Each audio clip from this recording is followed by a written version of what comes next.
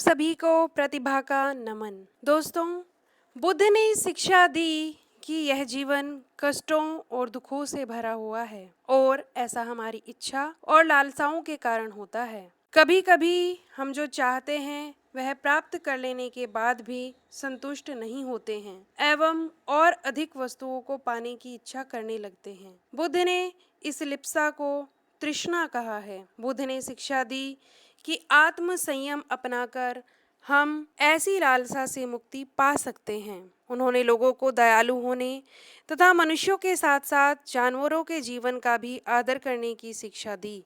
वे मानते थे कि हमारे कर्मों के परिणाम, चाहे वे अच्छे हों या बुरे, हमारे वर्तमान जीवन के साथ साथ बाद के जीवन को भी प्रभावित करते हैं। बुद्ध ने अपनी शिक्षा सामान्य लोगों की प्राकृत भाषा में दी। इससे सामान्य लोग भी उनके संदेश को समझ सकते थे। बुद्ध ने कहा कि लोग किसी शिक्षा को केवल इसीलिए नहीं स्वीकार करें कि यह उनका उपदेश है, बल्कि वे उसे अपने विवेक से मापें। आओ एक छोटी सी कहानी के द्वारा हम देखते हैं कि उन्होंने ऐसा किस प्रकार किया। यह बुद्ध के विषय में एक प्रसिद्ध कहानी है। एक समय की बात है कि किसा गौतमी नामक एक स्त्री का पुत्र मर गया। इस बात से वह इतनी दुखी हुई कि वह अपने बच्चे को गोद में लिए नगर की सड़कों पर घूम घूम कर लोगों से प्रार्थना करने लगी कि कोई उसके पुत्र को जीवित कर दे। एक भला व्यक्ति उसे बुद्ध के पास ले गया। बुद्ध ने कहा, मुझे एक मुट्ठी सरसों के बीज ला कर दो, मैं तुम्हारे पुत्र को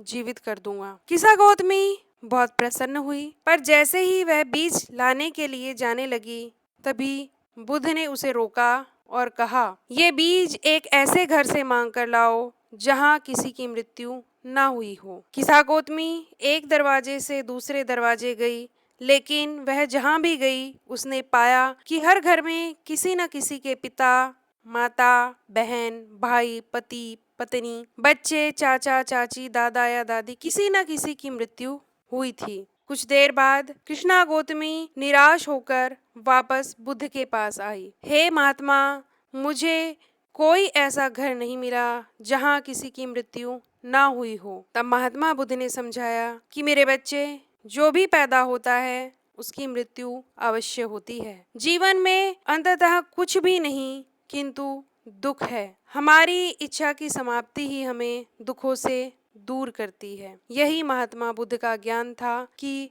हमेशा हमें संतोषवान होना चाहिए और दूसरों के प्रति प्रेम भाव रखना चाहिए। आई होप आपको ये वीडियो पसंद आई होगी। Please like, share and subscribe. Thank you so much.